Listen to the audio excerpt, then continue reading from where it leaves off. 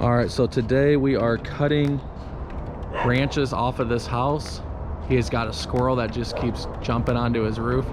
And then over here along the driveway, we are going to cut those branches just so leaves and stuff don't fall on his car.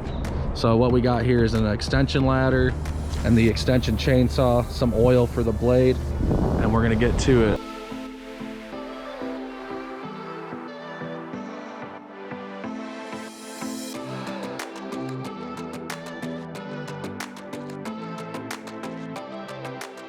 We trimmed a lot of those branches off and we did as much as we could over the car, but this car doesn't move, so I didn't want to damage the car.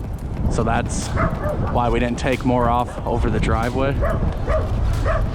But yeah, so there you go. Everything's off his roof and we're gonna see if the customer likes it. Don't forget to like and subscribe.